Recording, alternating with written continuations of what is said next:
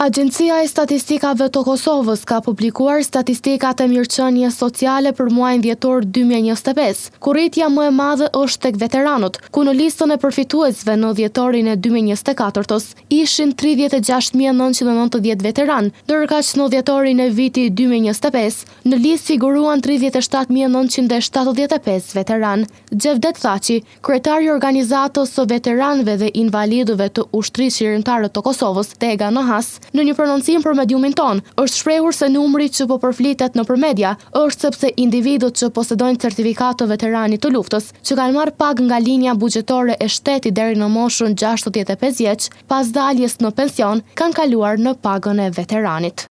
Ne si organizatë të hosit e kemi ngritur zonën dikon që 3 vite rrodhazi, kemi bashkëpunuar me prokurorin.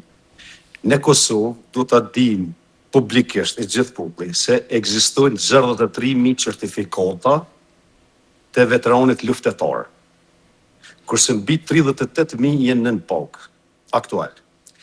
Do thot veteran që të aplikojnë tani edhe të bon statusin nga zero nuk ekziston. Do thot numri i cili që po përflit në për media, e cili edhe po i lëndon jashtëzakonisht shumë rënd, sepse ne kemi të kaluar thithur me manipulimet e veteranëve, është sepse kanë pas status certifikat të veteranit të luftës, por ja janë pensionuar nga arsimi që kanë punu në arsim, ose nga administrata, ose në punë të tjera ndryshme të cilët kanë marrë pagën nga linja buxhetore e shtetit. Kurse, kur kalojnë 65 vite, mund të zgjedhin o pagën e veteranit, o pagën e pensionit. Sepse shumica ose këta 1.000 të cilët po përflitet, kanë kaluar pagën e veteranit.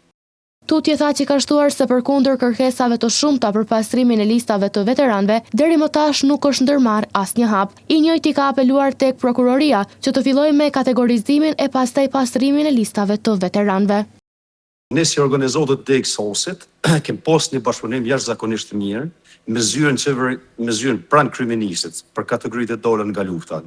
Në këtë rast, unë vetë kam pas një bashkëpunim me zotin Aziz Bici, por në kam prit jashtëzakonisht më tepër nga zoti Bici që të fillon me të merr disa në këtë drejtim sepse i ka edhe kompetencat, por nuk ka ndodhur deri sot asnjë gjë. Kështu që Kosovës i vyn edhe ne prokuror, sikur Petrit Kryzion këtë rast, i cili një djalë shumë i shkëlqyer, një prokuror të cilit po merret tash me shumë raste, edhe një prokuror të merret me këtë kategori. Kështu që edhe herë ja bëjmë opinionit publik të Kosovës, mbi 63.000 veteran fiktiv kanë certifikat veteranit të luftës. Kështu që për ne si organizat, sepse edhe ne kemi pas manipulimi jashtëzakonisht në dhënën e degën tonë, i bëjmë apel prokurorisë të shtetit që të fillojë sa më parë në kategorizimin së pari dhe pastrimin e listave. Ndërkaq kryetari i OVL UÇK-s Nohas ka bërë të ditur publikisht se Dega Nohas ka qenë manipuluar nga të kaluarit, duke arritur kështu numrin e 4.682 veteranëve, kur dihet numri i saktë.